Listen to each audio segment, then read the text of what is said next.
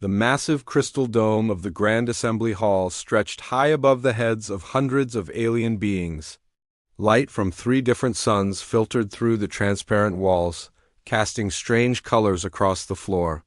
Representatives from 47 different worlds sat in curved rows, each species in their own special section designed for their unique needs. Admiral Sarah Chun stood at the center of the hall, looking very small compared to the giant creatures around her. Her dark blue uniform looked plain next to the bright robes and gleaming armor worn by the other military leaders. In her hands, she held a simple datapad that contained Earth's military report. The human section was near the back of the hall. Only 12 humans had been allowed to attend this meeting. They sat quietly, trying not to draw attention to themselves. Earth had joined the Galactic Council just 5 years ago, and they were still considered the new kids who did not really belong. "The floor recognizes the human representative," announced Speaker Veltar, a tall being with blue skin and 4 arms. His voice echoed through the hall with a tone that suggested he found this whole thing boring. Sarah walked to the speaking platform in the center. As she moved, she could hear whispers and small laughs from the alien sections. She had heard these sounds before during the past 5 years. They always made the same jokes about humans. "Honorable members of the council," Sarah began, her voice clear and steady. "I present Earth's annual military capability report." She pressed a button on her datapad, and holographic images appeared in the air above her head. The first image showed Earth's orbital defense stations. They looked like simple metal rings around the planet, nothing fancy or impressive. From the Zephyrian section came a loud snort. War Marshal Crixac was a huge creature that looked like a cross between a rhinoceros and a praying mantis. His species had conquered 12 star systems and were known for their powerful weapons and aggressive tactics. "Chemical rockets and metal stations?" Crixac said loudly enough for everyone to hear. "How quaint. Do they still use gunpowder too?" Laughter rippled through several sections of the hall. The Etherians, who looked like floating jellyfish made of light, pulsed with colors that their translators said meant amusement. The Vorthak delegation, bird-like creatures with silver feathers, clicked their beaks in what passed for chuckling among their kind. Sarah continued without showing any reaction to the mockery. The next hologram showed Earth's fleet of warships. There were about 200 vessels of various sizes.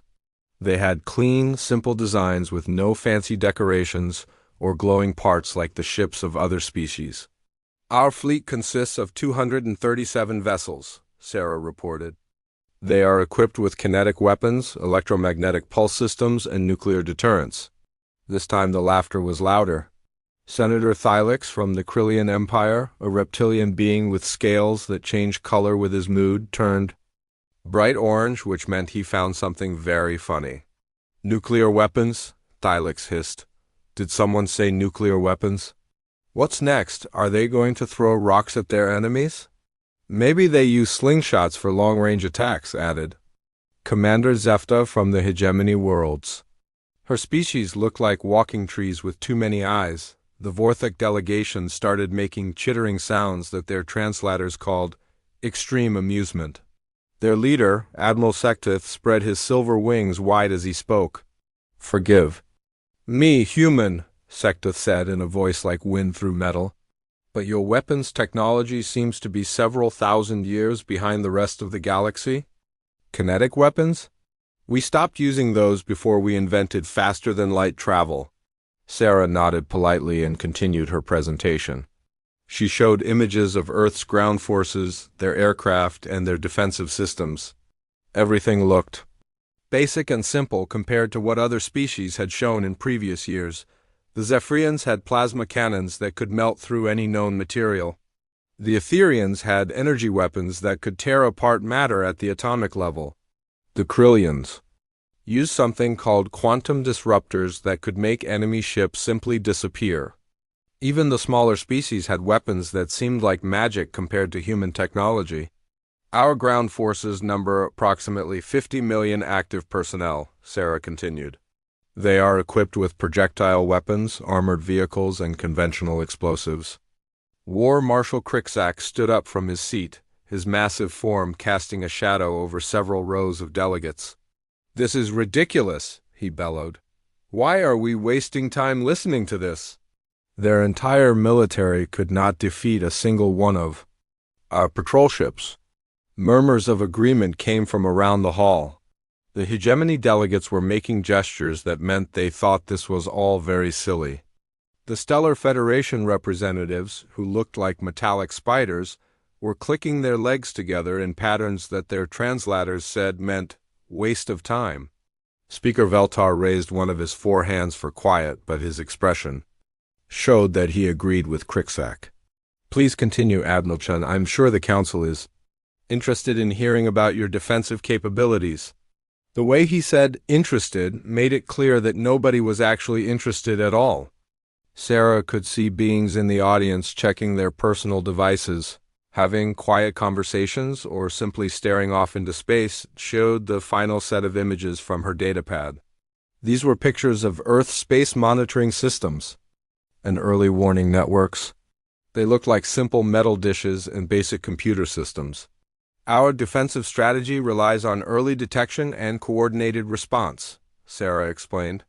"We maintain monitoring stations throughout our system and have established communication networks with neighboring systems." This brought another wave of laughter. Admiral Sektith flapped his wings in what was definitely mockery among his people. "Early warning systems?" Sektith squawked. "What do you do when you detect an enemy?" "Send them a strongly worded message." "Asking them to go away?" The Etherian delegation pulsed with bright colors that meant they found this hilarious. One of them, Ambassador Luxara, floated higher than the others as she spoke. "Perhaps they plan to defeat their enemies with politeness," Luxara said in a voice like singing crystals. "Or maybe they will bore them to death with talks about peace and cooperation." Even some of the usually serious delegates started laughing at this.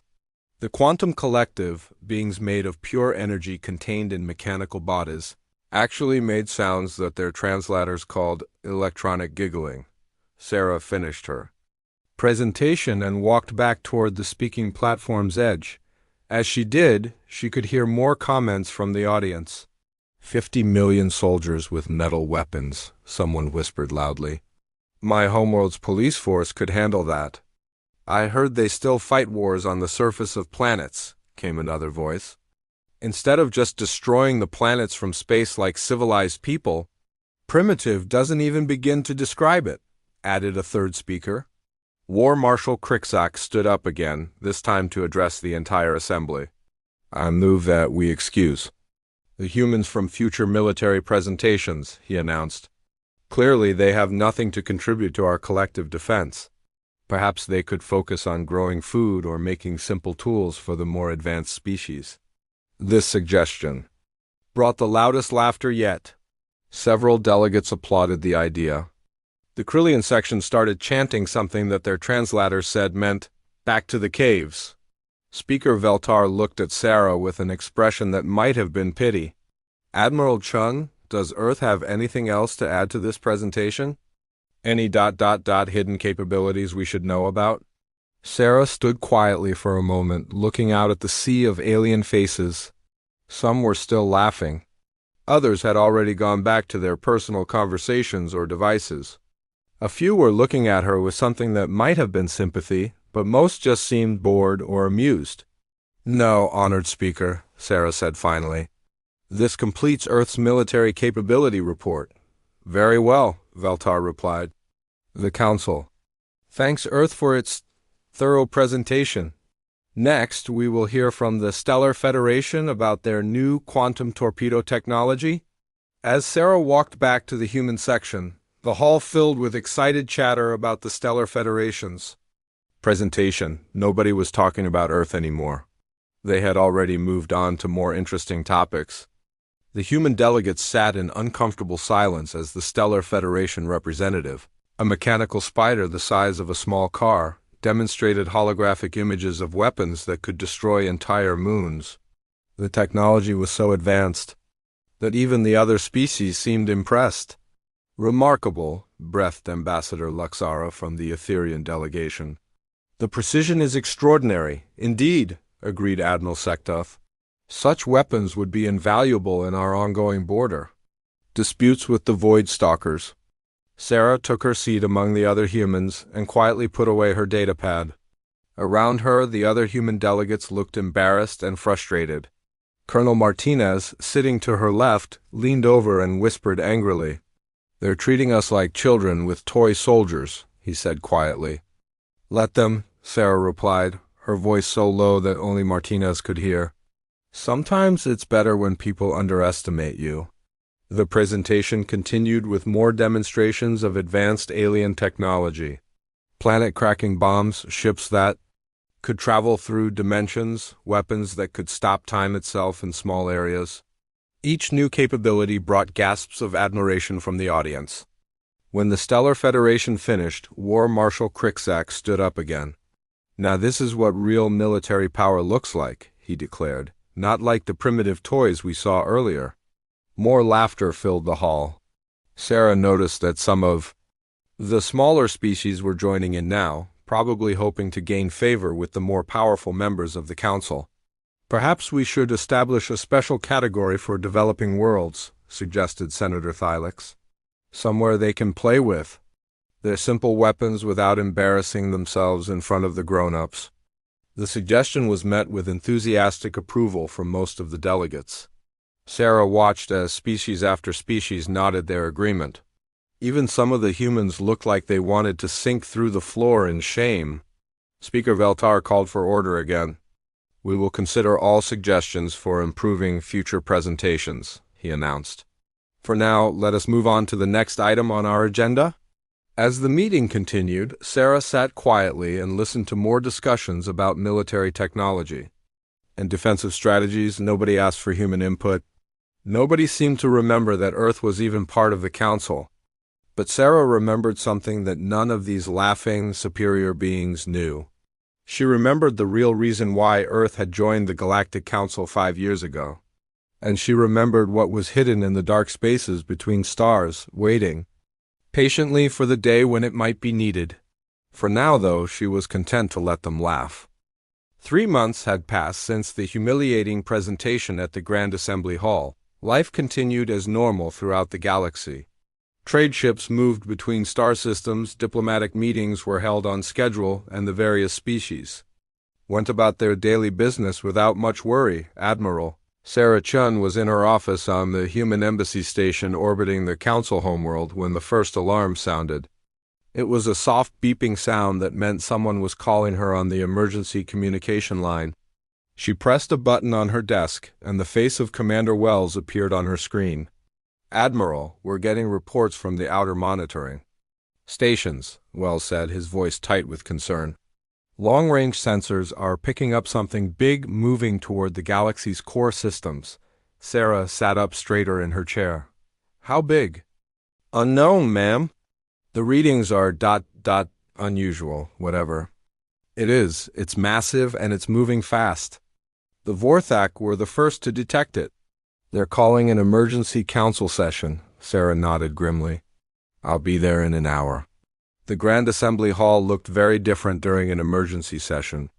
Instead of the casual atmosphere of a regular meeting, there was tension in the air. Delegates hurried to their seats, speaking in urgent whispers. The usual jokes and laughter were nowhere to be heard. Speaker Veltar called the session to order with all 4 of his hands raised high. "Council members, we face a situation that requires immediate attention. Admiral Sektoth of the Vorthak will present the findings." The silver-feathered bird-like being flew to the center of the hall, his wings spread wide with worry. As he landed on the speaking platform, holographic displays filled the air above him. 3 days ago, our deep space monitoring stations detected a massive fleet approaching from the void between galaxies, Sektoth announced. Initial scans suggest over 50,000 vessels of unknown design. Gasps and shocked murmurs filled the hall. Even the usually calm Etherians began pulsing with colors that meant alarm and fear. The holographic display showed star charts with a red arrow pointing toward the galaxy's center. The arrow was enormous, suggesting something much larger than any fleet anyone had ever seen. "We have identified the threat," Sectith continued, his voice becoming even more serious. "They are the Devourers." The name hit the assembly like a physical blow. Several delegates stood up in shock. Others began talking frantically to their neighbors. The Devourers were spoken of in whispers throughout the galaxy. They were a legend, a nightmare story told to frighten young beings. War Marshal Cricksack from the Zephyrian delegation stood up, his massive form trembling with what might have been fear. "Are you certain?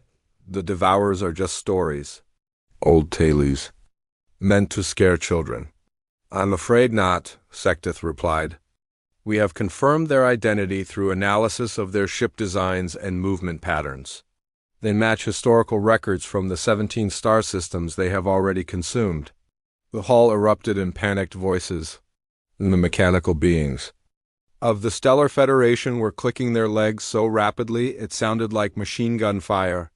The hegemony delegates were making high-pitched sounds that their translators called extreme distress. Speaker Veltar had to use an amplified voice to restore order. "Silence! We must remain calm and work together to address this threat." Ambassador Luxara from the Etherian delegation floated higher than usual, her light form pulsing with rapid color changes. "What do we know about their capabilities? How long do we have?" Admiral Sektoth manipulated the holographic display to show more detailed information.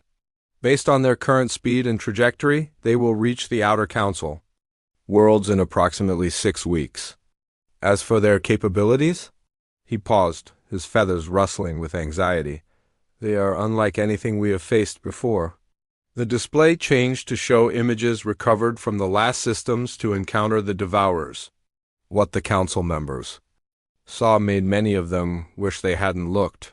The Devourers' ships were dark, angular things that seemed to absorb light rather than reflect it. They moved in perfect formation, like parts of a single massive organism. But most terrifying of all were the planets they left behind. Where once there had been thriving worlds full of life, now there were only empty husks drained of everything useful. "They don't just conquer," Sectith explained. "They consume.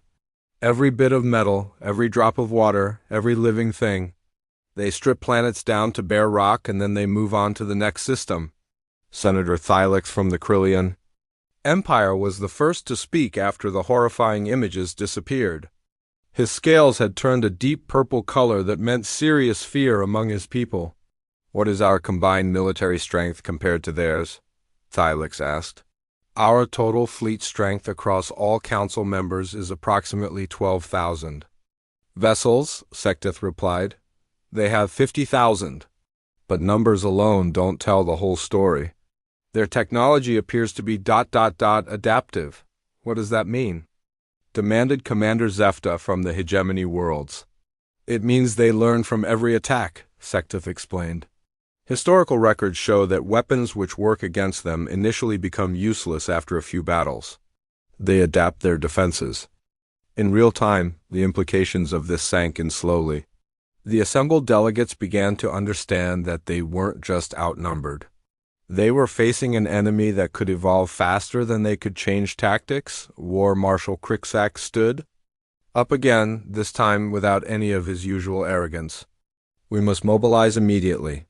Every ship, every weapon, every soldier. This is a fight for the survival of our civilization." "Agreed," said Ambassador Luxara. "The Etherian Collective will commit our entire fleet to the defense effort." One by one, the major military powers of the galaxy pledged their forces. The Vorthak would provide their advanced reconnaissance ships and tactical expertise. The Krillians would bring their quantum disruptors and heavy assault vessels. The Stellar Federation offered their planet-cracking torpedoes and shield technology, even. The smaller species promised to contribute what they could. The Quantum Collective would provide their energy weapons. The hegemony worlds would supply their massive carrier ships filled with fighter craft. As each species made their commitment, eyes gradually turned to the human section. Sarah Chun had been sitting quietly, listening to the discussions without saying a word. Finally, Speaker Veltar addressed her directly. Admiral Chun, what can Earth contribute to the defense effort? Sarah stood up slowly. Around her, she could feel the mixture of hope and doubt from the other delegates. They needed every ship they could get, but nobody expected much from the humans. Earth will commit our entire fleet, Sarah said simply. 237 vessels, as reported in our last military assessment. There was a moment of awkward silence. Everyone remembered the primitive weapons and simple technology that Earth had shown just 3 months ago. 200 ships with kinetic weapons wouldn't make much difference against 50,000 advanced alien vessels. War. Marshal Crixack tried to be diplomatic. Every contribution is valuable, Admiral Chun. Your ships can support the main battle lines. We'll take the rear guard positions, added Senator Thylix, his scales showing the color pattern for polite dismissal. Keep the humans safe while the real military forces engage the enemy. Sarah nodded without any sign of offense. As you wish. Earth's forces will take whatever position the Council deems appropriate. The emergency session continued for several more hours as military leaders worked out logistics and battle plans. The strategy was simple: meet the Devourers at the edge of Council space with overwhelming force and try to stop them before they reached any populated systems. The greatest military minds in the galaxy worked together on the plan. Admiral Sektov would coordinate reconnaissance and early warning. War Marshal Crixack would lead the main assault forces. The Etherians would provide long-range energy bombardment while the Stellar Federation ships used their quantum weapons to punch through enemy lines. Human forces were assigned to protect supply lines and evacuate civilians if the main battle went badly. Nobody said it out loud, but everyone understood that the humans were being kept out of the real fighting for their own safety. 2 weeks later, the combined Council fleet assembled in the Helix Nebula just outside the galaxy's main spiral arm. It was the largest gathering of military forces in galactic history. 12,000 ships from 47 different species, all working together against a common threat.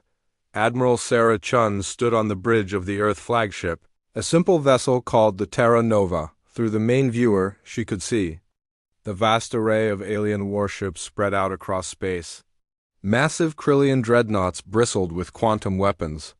Elegant Etherian ships glowed with contained energy. The mechanical precision of Stellar Federation vessels was obvious even from a distance. Compared to these marvels of technology, the human ships looked like ancient relics. Their simple metal hulls and basic weapon systems seemed almost primitive. In comparison, Admiral, called Lieutenant Park from the communications station, we're receiving the final battle plan from Council Command. Human forces are to remain in Sector 77, approximately 50,000 kilometers behind the main battle line. Sarah nodded. Acknowledged. Signal all Earth vessels to take position as ordered. As the human fleet moved to their assigned position, Sarah watched the alien forces prepare for battle. She had to admit they were impressive. The coordination between different species was remarkable. The sheer firepower they could bring to bear was staggering, but Sarah also remembered something else. She remembered the classified files locked away in the deepest vaults of Earth's military archives. Files that contained the real history of humanity's expansion into space. Files that told a very different story about human military capabilities. For now, though, those files would remain secret. Earth would play the role assigned to them by the Council. They would be the primitive species with simple weapons, staying safely in the rear while the advanced civilizations fought the real war. The first contact with Devourer scouts came 3 days later. Long-range sensors detected small groups of enemy ships probing the edges of the Council formation. Admiral Sektoth dispatched Vorthic reconnaissance vessels to investigate. The reports that came back were troubling. The Devourer ships moved in ways that seemed to ignore the normal laws of physics. They could accelerate and turn faster than should have been possible. Their hulls absorbed sensor scans, making it difficult to get accurate readings on their capabilities. "They're testing us," reported Admiral Sektoth during the daily command briefing. Probing our formations, studying our tactics. They're learning about us before the main battle begins. War Marshal Cricksack was confident despite the troubling reports. Let them study us. When our full fleet engages them, they'll see what real military power looks like. The confidence was shared throughout the Council fleet. They had the best technology in the galaxy. They had tactical expertise built up over thousands of years of warfare. They had the advantage of fighting together on familiar ground. What they didn't have was experience fighting an enemy that could adapt to any weapon or tactic within hours of encountering it. The main Devourer fleet arrived exactly when the calculations predicted. 50,000 dark ships emerged from the void like a spreading stain across the stars. They moved in perfect coordination, forming attack patterns that no organic mind could have devised. The Council fleet moved to intercept them, 12,000. Ships against 50,000. The odds were terrible, but the alien commanders were still confident. They had quality on their side. Even if they lacked quantity, the first engagement began with long-range energy bombardment from the Etherian ships. Beams of pure light lanced across space, striking the leading edge of the Devourer formation. Several enemy ships were destroyed immediately, their hulls unable to withstand the concentrated energy. Cheers went up throughout the Council fleet.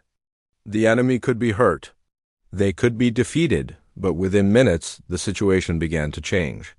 The next wave of Etherian attacks seemed to have less effect. The Devourer ships were already adapting their defenses.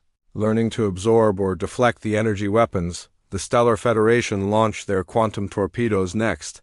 The first salvo was devastatingly effective, causing entire sections of the enemy fleet to simply vanish from existence. But by the third salvo, the torpedoes were being intercepted or neutralized before they could reach their targets. "They're adapting faster than we anticipated," Admiral Sekteth reported, his voice tight with worry. "Weapons that worked minutes ago are now useless." War Marshal Cricksack ordered the Zephyrian assault ships forward. Their plasma cannons opened fire at close range, melting through enemy hulls with superheated matter. For a brief moment, it looked like the close-range assault might work. Then the Devourers began returning fire.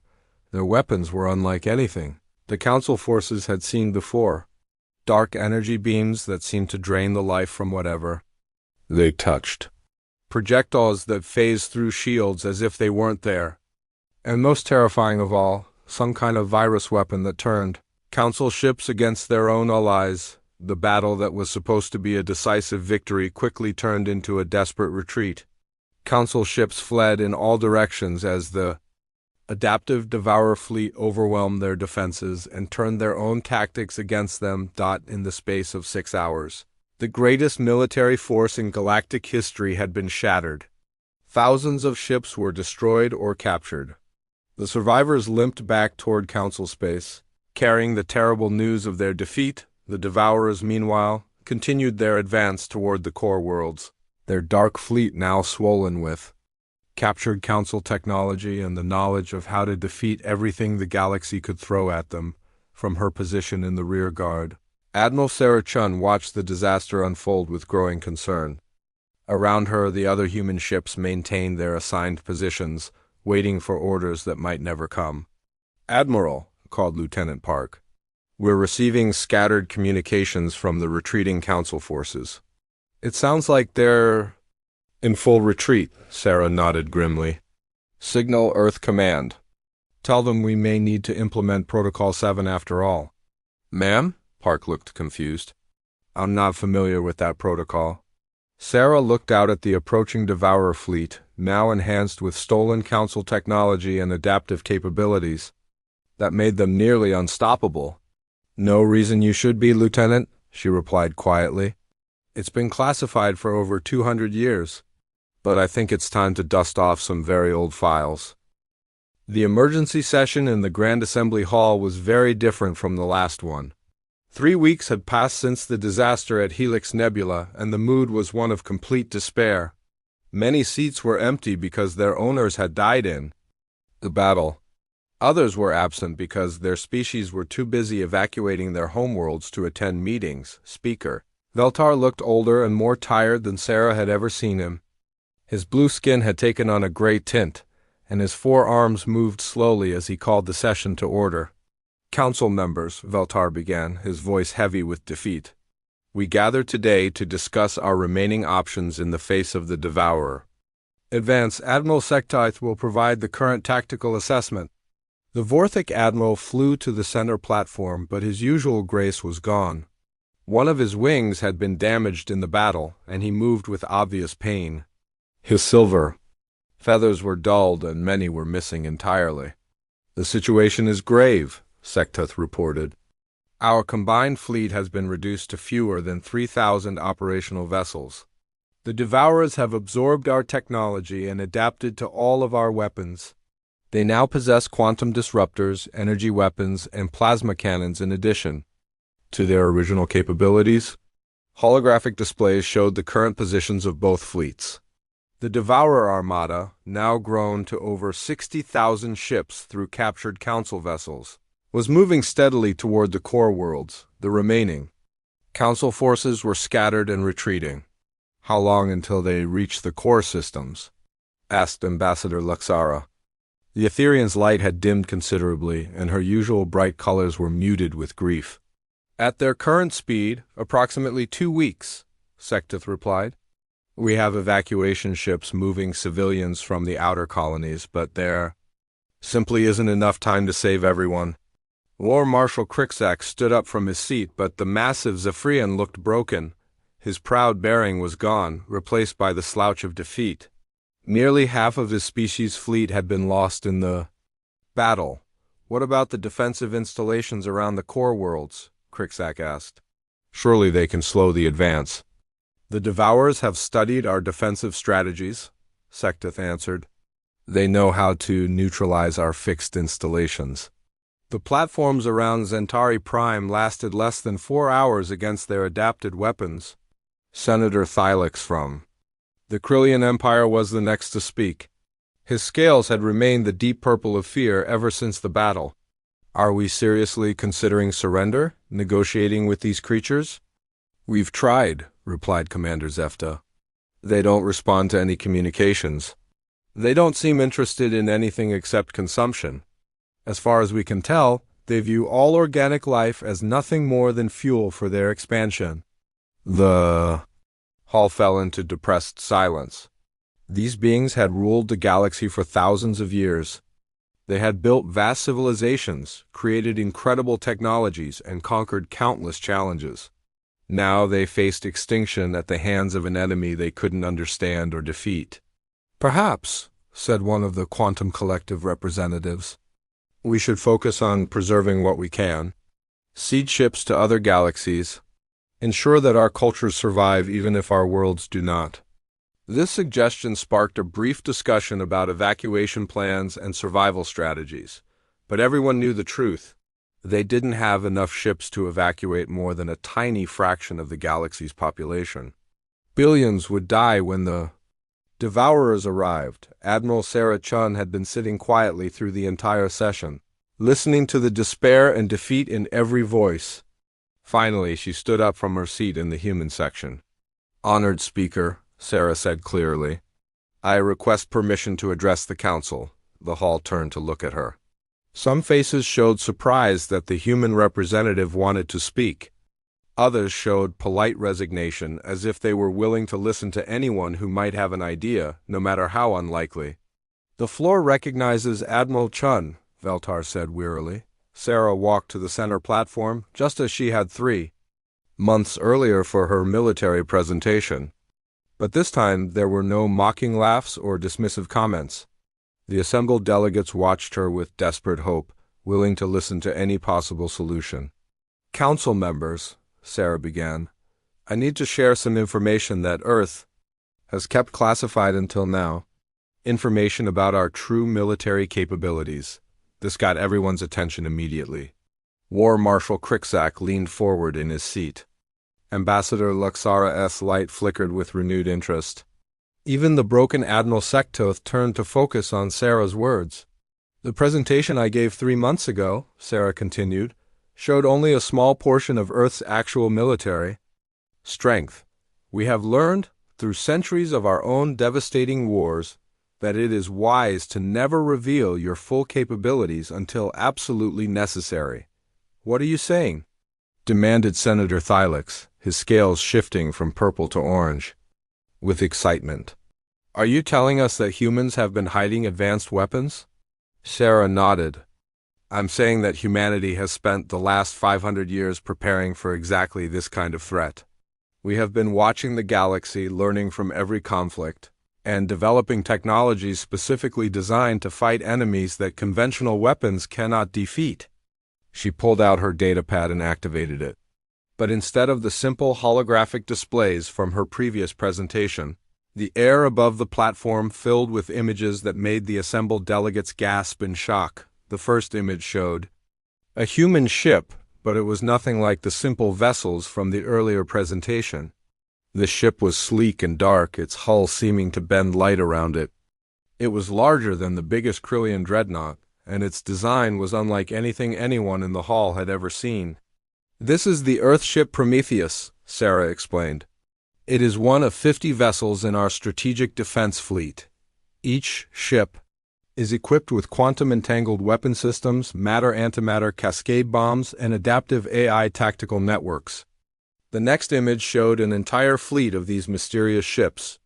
They moved in formations that seemed to flow like water, changing shape and position in ways that suggested incredible coordination. How is this possible? Whispered Ambassador Luxara.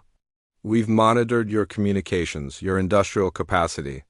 There's no way you could have built such vessels without us knowing. Sarah smiled for the first time since the crisis began.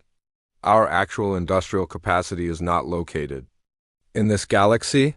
Humanity began expanding into neighboring galaxies over 300 years ago. What you see here represents the combined resources of 17 different star systems across 4 galaxies. The hall erupted in shocked voices. The implications were staggering. Humanity wasn't the primitive, struggling species they had appeared to be. They were already an intergalactic civilization with resources that dwarfed anything the Council could imagine. But why hide this? Demanded War Marshal Cricksack. Why pretend to be weak and primitive? Because, Sarah replied, we learned long ago that being underestimated is often the greatest advantage you can have. While you were building larger weapons and stronger ships, we were studying your mistakes and preparing for the enemies you couldn't defeat. The holographic display changed again, showing weapon tests that made the assembled delegates step back. In their seats, beams of energy that could destabilize stars, gravitational weapons that could compress matter into black holes, and most incredible of all, technology that seemed to manipulate the basic laws of physics themselves. These weapons are designed specifically to fight adaptive enemies, Sarah explained. Each system uses principles that cannot be easily copied or countered. Where conventional weapons rely on energy or matter, ours manipulate fundamental forces that exist at the quantum level. Admiral Sectith found his voice first. Are you saying you have weapons that the Devourers cannot adapt to? I'm saying we have weapons that work on principles the Devourers have never encountered, Sarah replied. Our quantum-entangled systems exist in multiple dimensions simultaneously. Our gravitational manipulators affect space-time itself, and our AI networks operate on quantum consciousness principles that make them impossible to hack or infiltrate. The excitement in the hall was building rapidly. For the first time in weeks, the assembled delegates were hearing something other than news of defeat and retreat. How many ships do you have? Asked Commander Zefta. Our strategic defense fleet consists of 50 capital ships, each more powerful than anything currently in this galaxy, Sarah answered. But more importantly, we have tactical systems that can coordinate the actions of every human vessel as if they were parts of a single organism. She manipulated her datapad again, and the holographic display showed a battle simulation. Human ships moved in perfect coordination, their weapons firing in patterns that seemed almost like a dance. Enemy vessels representing the Devourers. Tried to adapt, but the human tactics changed faster than the enemy could evolve. This is theoretical, of course, Sarah said. We've never actually fought the Devourers. But our simulations suggest that our adaptive AI can outthink their adaptive technology. War Marshal Cricksack stood up, his earlier depression replaced by something that might have been hope. When can these ships arrive? How quickly can they get here? They're already here, Sarah replied calmly. The silence that followed was absolute. Every being in the hall stared at Sarah as if she had just announced that the suns were about to explode. What do you mean, they're already here? Asked Speaker Veltar. Sarah touched her datapad one more time. The main viewing screen of the assembly hall, which usually showed peaceful starfields, suddenly filled with an image that made everyone forget how to breathe. 50 ships hung in space just outside the station. But calling them ships was like calling a mountain a rock. These vessels were enormous, sleek, and beautiful in a way that seemed almost alive. They moved slowly through space, their hulls shifting and changing as if they were made of liquid metal. The Earth Strategic Defense Fleet has been monitoring the situation since the first Devourer scouts were detected, Sarah explained. We've been studying their capabilities and preparing our response. With the Council's permission, we are ready. To engage the enemy, the hall exploded into excited chatter. Delegates were standing up, pointing at the viewing screen, talking rapidly to their neighbors. For the first time since the disaster at Helix Nebula, there was hope in their voices. But Admiral Sektoth raised a wing for attention. Admiral Chun, these ships are impressive, but the Devourers still outnumber you 60,000 to 50. How can you hope to defeat such overwhelming numbers? Sarah's smile became wider and more confident. Admiral Sektoth, you're thinking about this in terms of conventional warfare. Ship against ship, weapon against weapon, but our approach is very different. The holographic display changed to show tactical projections that were unlike anything the Council had ever seen. Instead of traditional battle lines and weapon exchanges, the human strategy looked more like a complex puzzle being solved in real time. We don't plan to fight 60,000 ships, Sarah explained. We plan to turn their greatest strength into their greatest weakness. Their adaptive technology requires central coordination. Disrupt that coordination, and 60,000 ships become 60,000 individual targets with no way to share information. How do you disrupt something we don't even understand? Asked Ambassador Luxara. By understanding it better than they do, Sarah replied. Humanity has been studying adaptive AI for over 400 years. We know how it works because we built our own versions and then learned how to defeat them. The Devourer's biggest advantage is that no one has ever successfully fought their adaptation systems. But we have. She paused and looked around the hall at the faces staring back at her. These beings had spent months in despair, convinced that their civilizations were doomed. Now they were hearing that salvation might be possible. There's something else you need to understand, Sarah continued. Earth didn't join the Galactic Council 5 years ago because we needed your protection or technology. We joined because we had been monitoring your progress and we knew this day would come. We've been preparing for this specific threat for over 2 centuries. The implications hit the assembled delegates like a physical blow. Humanity hadn't stumbled into galactic politics as primitive newcomers. They had arrived as advanced guardians, watching and waiting for the moment when their protection would be needed. You've been protecting us all along, whispered Senator Thylix, his scales showing colors that meant awe and gratitude. It's what we do, Sarah replied simply. Humanity learned long ago that the strongest civilizations are those that protect the weak, not those that exploit them. We've been quietly watching over this galaxy because we believe the cultures here are worth preserving. War Marshal Cricksack was staring at the massive human ships on the viewing screen. Why reveal this now? Why not continue to hide your capabilities? Because, Sarah said, the time for hiding is over. The Devourers represent a threat that requires our full capabilities to defeat. And because this council, this alliance of species working together despite their differences, represents something worth fighting for openly. She walked to the edge of the platform and looked out at the faces of beings from dozens of different worlds. We're not asking to take over your defense. We're asking for permission to fight alongside you. To use our hidden strength to protect something that took thousands of years to build. Speaker Veltar was the first to respond. Admiral Chun, on behalf of the Galactic Council, I formally request Earth's assistance in defending our civilization against the Devourer threat. Request granted, Sarah replied.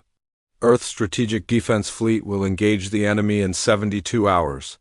We suggest that all remaining Council forces be positioned to support our operations and assist with rescue and evacuation efforts.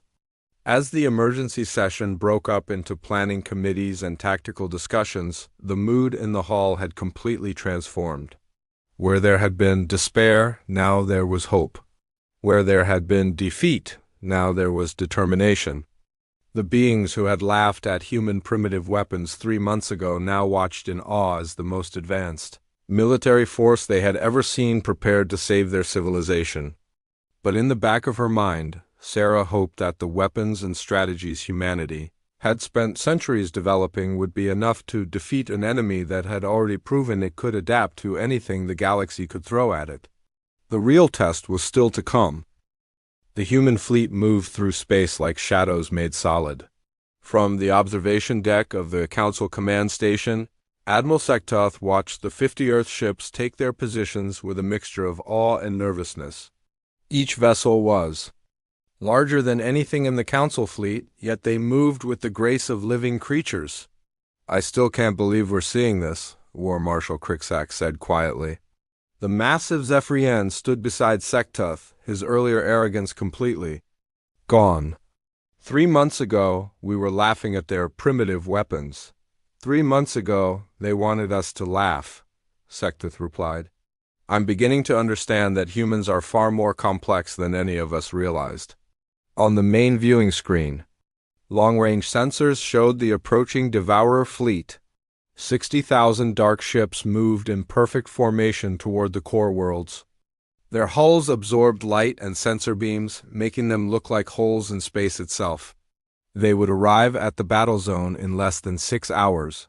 Admiral Sarah Chun stood on the bridge of the Prometheus, watching the tactical displays with calm focus. Around her, the human crew worked with quiet efficiency. There was no panic, no shouting of orders, no dramatic speeches. They moved like parts of a well-designed machine. Admiral, called Commander Torres from the tactical station. All ships report ready status. The quantum entanglement network is active and synchronized. Sarah nodded. Signal the Council fleet to take position at safe distance. Minimum 50,000 kilometers from the engagement zone. Ma'am, said Lieutenant Park. The Council commanders are requesting permission to assist with the attack. Negative, Sarah replied firmly. Their weapons are useless against adaptive enemies, and their presence would only give the Devourers more technology to steal. This battle must be fought with systems the enemy has never encountered. As the human fleet spread out into attack formation, something strange began to happen. The ships started to change. Their hulls shifted and flowed like liquid metal. What had looked like traditional vessels now appeared to be something alive and organic. From the Council observation station, Ambassador Luxara watched in fascination. Are those ships transforming themselves? It appears so, answered one of the Stellar Federation representatives. The hull configurations are shifting into patterns I've never seen before. The human ships continued to change until they no longer looked like any vessel anyone had ever built. They resembled sea creatures from an alien ocean, flowing and undulating through space.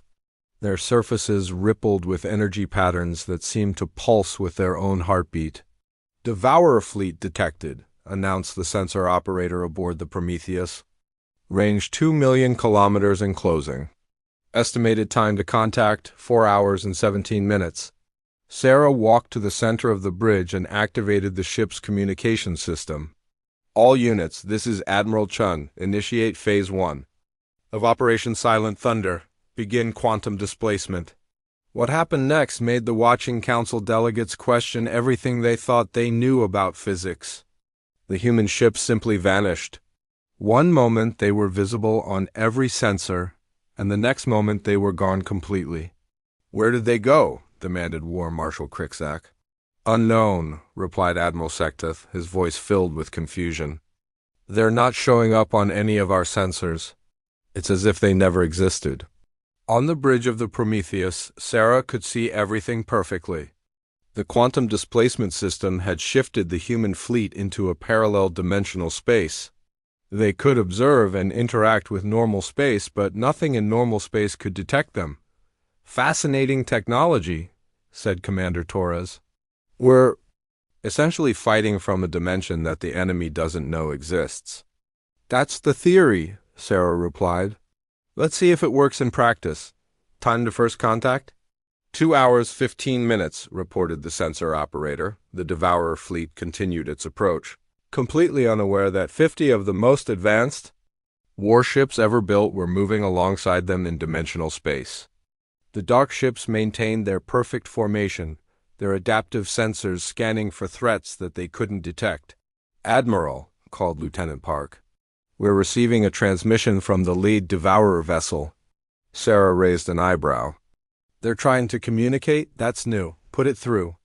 The main screen filled with an image that made several bridge crew members step back in shock. The being that appeared was clearly artificial, but it had once been organic.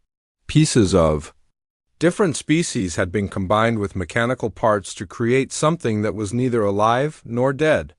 "Resistance is unnecessary," the creature said in a voice that sounded like grinding metal.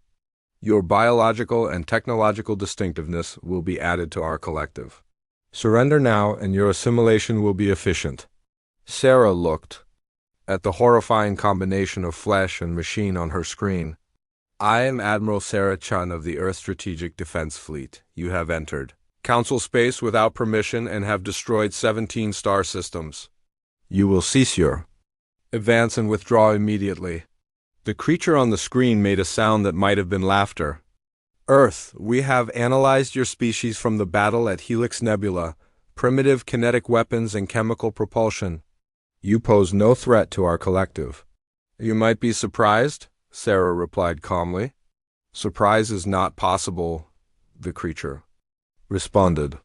"We have adapted to every weapon system in this galaxy. Your Council's plasma cannons, quantum disruptors, and energy weapons are now part of our capabilities. What can your primitive species offer that we have not already assimilated?" Sarah smiled coldly. "Something you've never seen before." "Chun out." The transmission ended, and Sarah turned to her tactical officer. "Commander Torres, how long until we're in optimal firing position?" 30 minutes, Admiral. "The enemy fleet will be concentrated in the Meridian System's asteroid field. Perfect location for our gravity weapons. Excellent. Signal all ships to prepare for Phase 2, full-spectrum quantum attack." 30 minutes later, the Devourer fleet entered the asteroid field exactly as predicted. The dark ships moved through the space rocks without concern, their sensors detecting no threats anywhere in the system. That was when the human fleet attacked. The assault began with weapons that the Devourers could not understand because they worked on principles that didn't exist in normal space. Quantum entangled beams reached across dimensional barriers to strike targets that had no idea they were being attacked. The first wave of Devourer ships simply ceased to exist. One moment they were flying through the asteroid field, and the next moment they were gone. No explosion, no debris, no energy signature. They were there, and then they were not. What happened to them? The lead Devourer creature broadcast on all frequencies. Where did our ships go?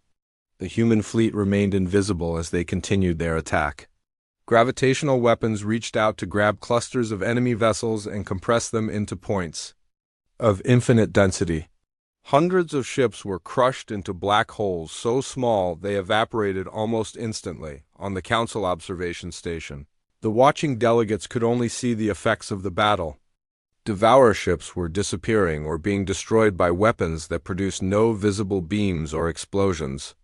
It looked like the enemy fleet was being attacked by ghosts. Incredible, whispered Senator Thylix. The humans are winning, and we can't even see how they're doing it. The Devourers tried to adapt to the attack, but they couldn't adapt to weapons they couldn't detect. Their sensors showed no enemy ships, no energy signatures, no incoming projectiles. Their fleet was being destroyed by forces that seemed to come from empty space. All units, came Sarah's voice over the human fleet's communication system. Initiate Phase 3, Reality Anchor Deployment. What happened next was beyond anything the council delegates could have imagined. The human ships began to manipulate space and time itself. They created pockets of altered physics where the laws of nature worked differently. Inside these reality anchors, the Devourer's adaptive technology simply stopped functioning. Ships that had been invulnerable to every weapon in the galaxy suddenly found themselves vulnerable to basic kinetic force. Their advanced hulls became as fragile as paper. Their powerful shields became useless decorations. Impossible, the lead Devourer creature broadcast, its voice now showing something that might have been fear. Our adaptive matrices are failing. We cannot analyze the attack vectors. That's because there are no attack vectors, Sarah replied, her fleet still invisible to enemy sensors. We're not attacking you with weapons. We're changing the fundamental nature of reality around you. The Devourer fleet tried to retreat, but the human ships had surrounded them completely in dimensional space. Every escape route was blocked by vessels that couldn't be detected or targeted. How are you doing this? The Devourer creature demanded. What technology are you using? Technology you can't steal because it doesn't exist in your universe, Sarah answered. We're fighting you from a dimension. You can't enter and using principles your collective consciousness can't comprehend. The battle continued for 3 more hours, but the outcome was never in doubt. The Devourers had built their entire strategy around adapting to conventional weapons and tactics. They had no defense against enemies who could rewrite the laws of physics or attack from parallel dimensions. One by one, the dark ships were destroyed or captured. Some were compressed into gravitational singularities. Others were dissolved at the molecular level by quantum disintegration beams. A few were simply transported to empty regions of space where they would drift harmlessly for eternity. But the most remarkable part of the battle came near the end, when the human fleet began to do something unprecedented. Instead of simply destroying the remaining Devourer ships, they began to reverse the damage the enemy had caused.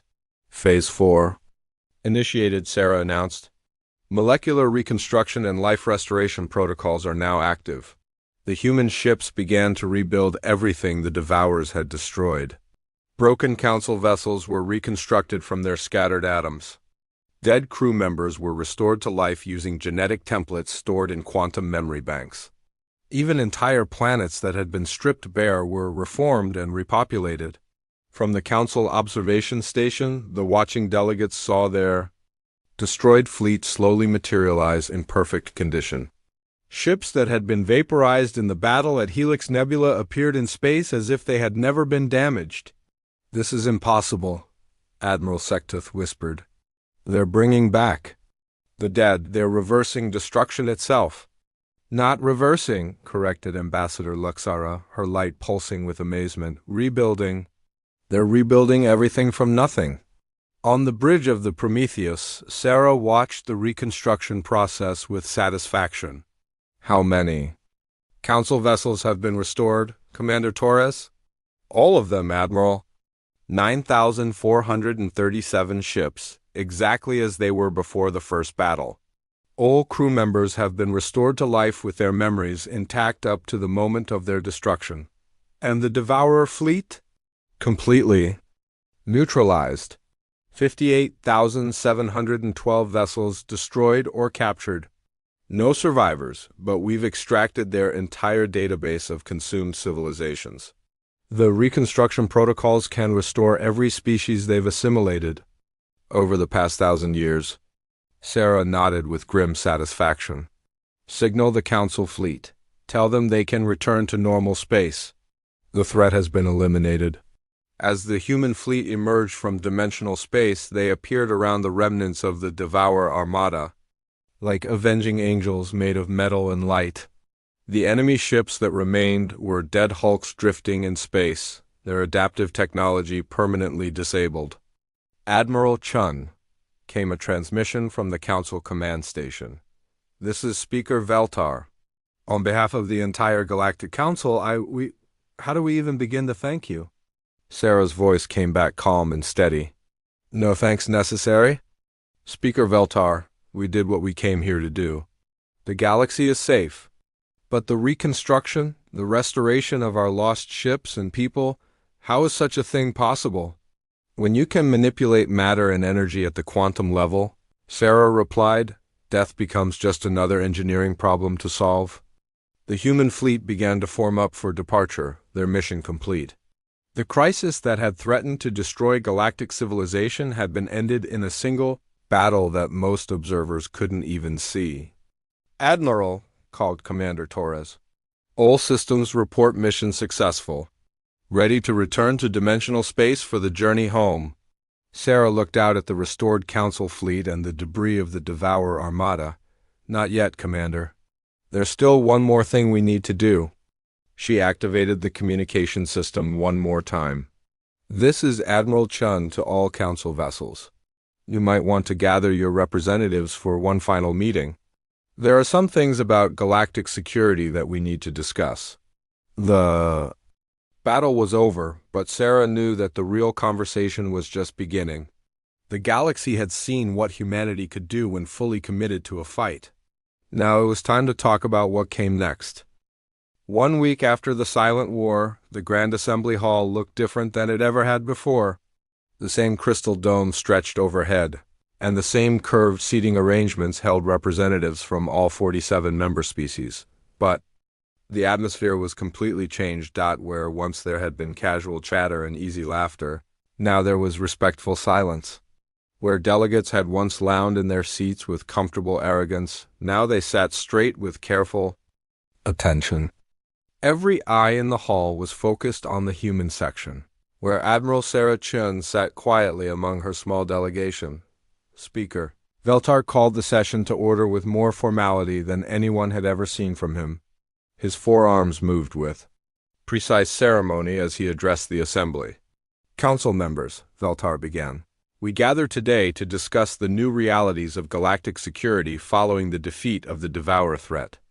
The floor recognizes Admiral Sarah Chun of Earth. Sarah stood and walked to the center platform, just as she had done twice before in this same hall. But this time, her footsteps echoed in complete silence. No one whispered, no one laughed. No one even seemed to breathe as she took her position. Honored delegates, Sarah began. I want to start by addressing the questions that I know are on everyone's minds. How long has humanity possessed these capabilities? Why did we hide them? And what does this mean for the future of the Galactic Council? She paused and looked around the hall at faces that showed mixtures of awe, fear, gratitude, and uncertainty. To answer the first question, Sarah continued, humanity has been developing these technologies for over 400 years.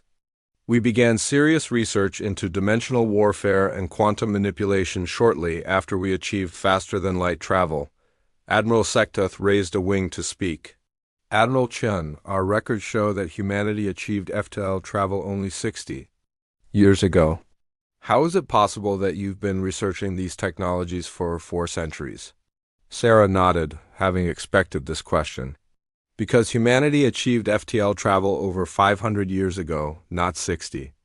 What you detected 60 years ago was our first contact mission to this galaxy.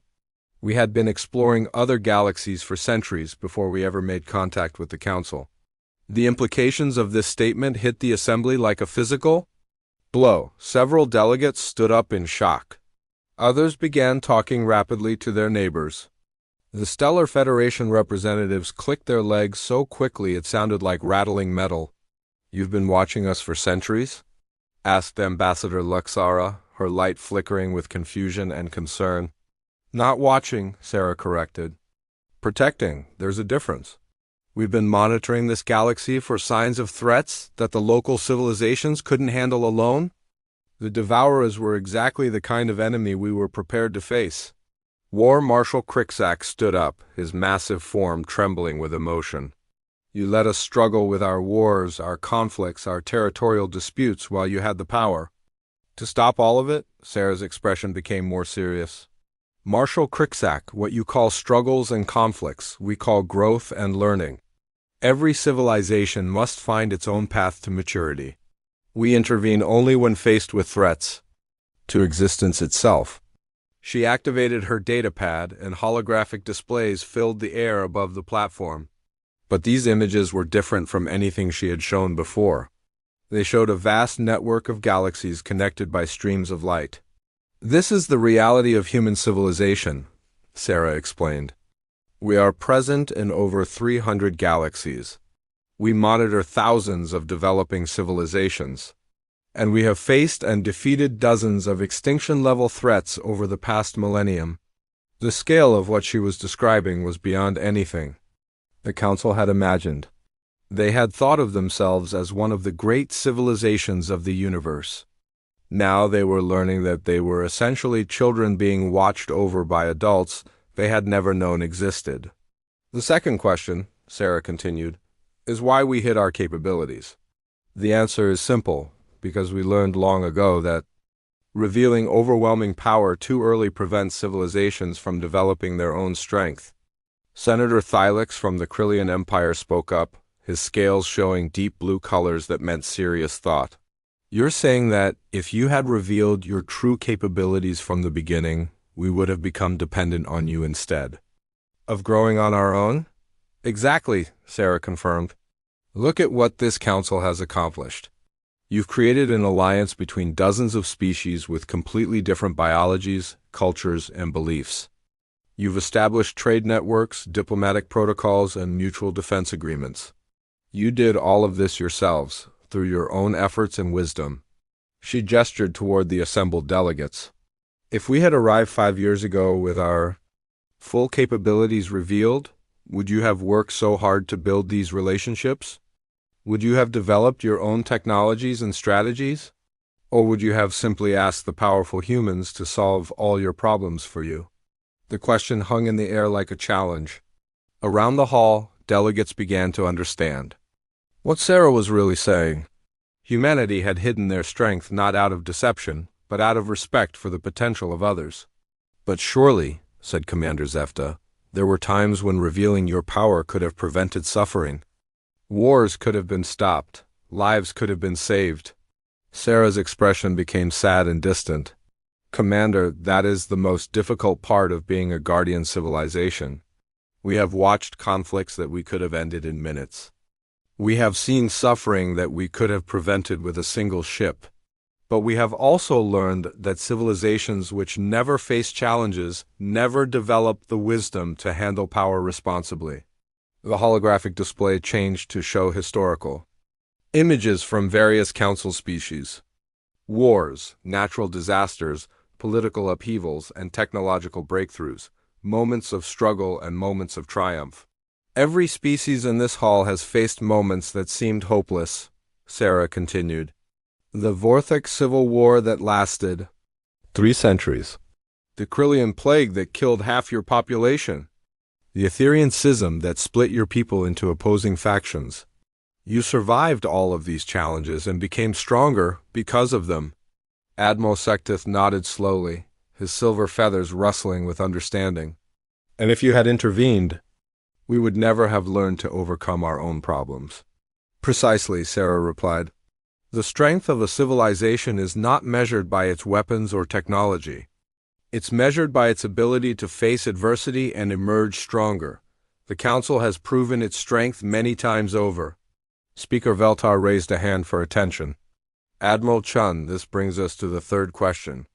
What does this mean for the future of the Council? Will humanity now take over our defense? Will we become a protectorate of Earth? Sarah shook her head firmly. Absolutely not. The Galactic Council will continue to operate exactly as it has. You will defend yourselves, govern yourselves, and make your own decisions about your future. Earth will not interfere in your internal affairs or impose our will on your civilizations. But what about threats like the Devourers? Asked War Marshal Cricksack. How do we know when we're facing something beyond our capabilities? You'll know, Sarah replied with a slight smile. And when that time comes, we'll be here. Think of humanity as a backup system. We're the safety net that catches you when you fall from heights you couldn't have imagined climbing. The hall fell into thoughtful silence as the delegates absorbed this information. They were learning that their place in the universe was both smaller and larger than they had thought. Smaller because they were part of a vast community of civilizations they had never known existed. Larger because they had proven themselves worthy of protection and respect from beings with godlike power. Ambassador Luxara floated higher than usual as she spoke. Admiral Chung, may I ask about the restored ships and the people who were brought back to life? How is such a thing possible? Sarah's expression became more technical as she explained. When you understand matter and energy at the quantum level, death is simply a change of state. Every atom in a person's body retains quantum imprints of its previous configurations. With sufficient technology, those imprints can be read and restored, but their memories, their personalities, started Senator Thylix. Consciousness exists in quantum patterns that persist even after biological death, Sarah continued. Those patterns can be recovered and reconstructed. The people we restored are exactly who they were before, with all their memories and experiences intact. The implications were staggering. If humanity could bring back the dead, if they could rebuild entire civilizations from nothing, what else could they do? What other powers were they keeping hidden? As if reading their thoughts, Sarah addressed their unspoken concerns. I know what you're thinking. If we can do all of this, what else are we hiding? What other capabilities do we possess? The answer is that our technological abilities are limited only by our imagination and our sense of responsibility. She walked to the edge of the platform and looked out at the assembled delegates. We could reshape this galaxy according to our desires. We could eliminate poverty, disease, and conflict with a few simple commands. We could make every world a paradise and every species immortal. But we don't, because we understand something that took us thousands of years to learn. The hall was completely silent as everyone waited for her to continue. The most important power, Sarah said quietly, is the power to choose not to use your power. True strength is not in the ability to control others, but in the wisdom to let them control themselves. War Marshal Cricksack stood up again, but this time his posture was one of respect rather than challenge. Admiral Chun, I owe you an apology. 3 months ago, I mocked your people as primitive and weak. I see now that you allowed us to believe that because it served a greater purpose. No apology needed, Marshal, Sarah replied. Your reaction was exactly what we expected and hoped for. It proved that you were thinking independently and making your own judgments. That's the sign of a healthy civilization. Speaker Veltar stood up and addressed the assembly. I believe I speak for the entire council when I say that we are grateful beyond words for humanity's protection. But I must ask the question that is on everyone's mind: what happens now? How do we move forward with this new understanding? Sarah smiled for the first time since entering the hall. You move forward exactly as you have been. You continue to build your alliance, develop your technologies, and solve your problems. The only difference is that you now know you're not alone in the universe. She activated her data pad one final time. The holographic display showed the human fleet, but now it was dispersed throughout the galaxy. Single ships stationed at the edges of council space, watching and waiting. Humanity will maintain a small monitoring presence in this galaxy, Sarah explained. Not to control or interfere, but to watch for threats that might be beyond your current capabilities. Think of us as your galactic immune system. Most of the time, you'll never know we're there. But when something truly dangerous appears, we'll be ready. And if we need help with smaller problems, ask Commander Zefta. Border disputes, trade conflicts, resource shortages, those are your problems to solve, Sarah replied firmly but kindly. We'll provide advice if asked, but only if asked. The strength you've built over centuries comes from facing challenges yourselves.